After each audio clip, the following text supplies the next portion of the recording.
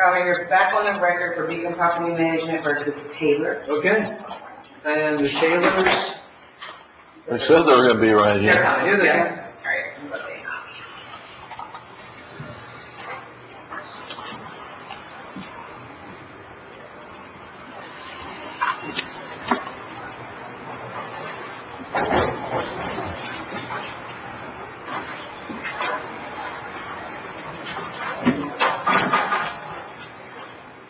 Okay, so we're on the record, back on the record with Beacon Property versus Taylor. This is the first case that was called, and we spent a little bit of time kind of unpacking what, literally, and trying to understand what was in the file.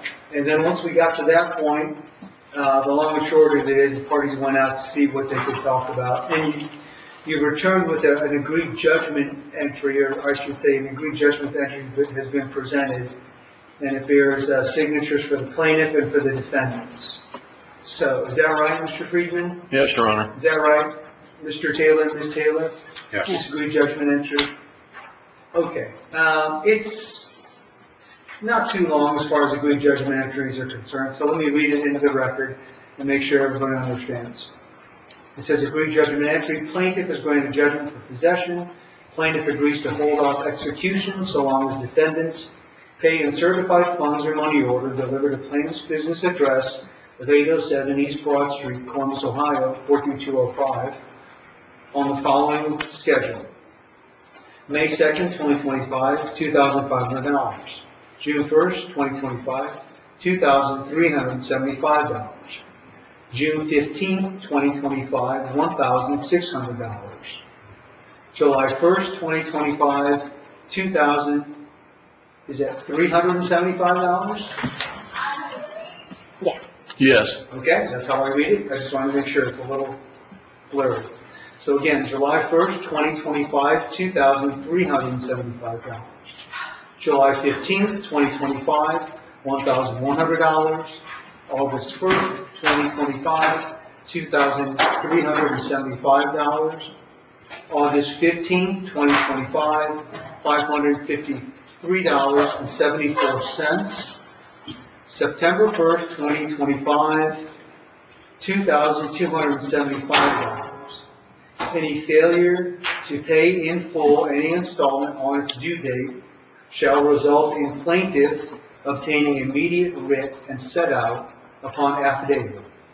If defendants make all payments as agreed, they may retain possession through June 30th, 2025.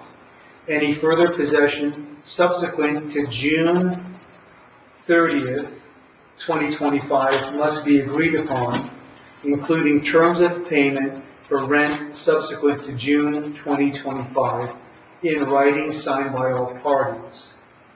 In consideration of plaintiff agreeing to these terms, defendants dismiss their counterclaims with prejudice. Without.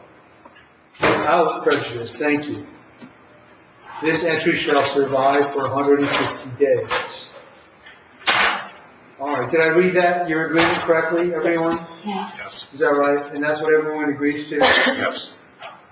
So it looks like the schedule goes through September 1st for payment, but later in the entry it says, if they make all payments. Yeah, Your Honor, there's a substantial delinquency right now. Okay. Mr. Taylor had proffered essentially this payment schedule to try to get himself caught up. Okay.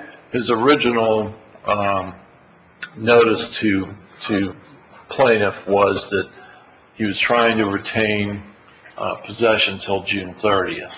In our discussions out there, and I don't know why the month of September was picked, but they said that, you know, they may want to stay beyond June 30th. They may want to stay July, August, September, ad infinitum.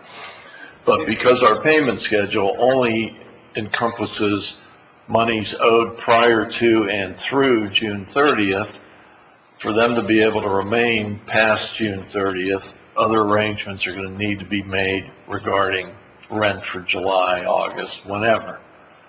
Since there isn't any agreement at this point on that, but they have stated that, you know, they acknowledge that this is what they owe right now through June. and they want to make payments, but they can't make it through June. It's going to cost them August and September before they're fully caught up on what they owe through June. Okay, so under this schedule, if they make all the payments,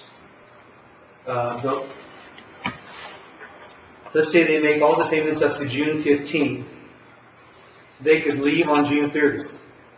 They could leave June 30th. Right. Okay, and would they owe anything under the agreement then? They will still owe The remaining. those remaining Understood. payments. Okay, so you have two things here, a payment schedule and possession, okay? The payment schedule is what's written out here, and the possession agreement is only till June 30th. And possession is your ability to stay there, that's it. You possess it as long as you're living there. I understand, okay? Judge. And what they're saying is, this only covers possession until June 30th, so I just wanted to raise that distinction. This obligates you to the payments past that date, all right, but you only have possession until June 30th unless, and this contemplates a possible extension of that, but in some separate writing. Is that how you understand it, Mr. and Mrs. Taylor? Yes. Yes. Okay, is that how you intended it? Yes, Your Honor. Okay, that's how I read it, but I just wanted to cover and make sure. That's what it says, and that's what everyone means. Understood. I'll note that that's your agreement.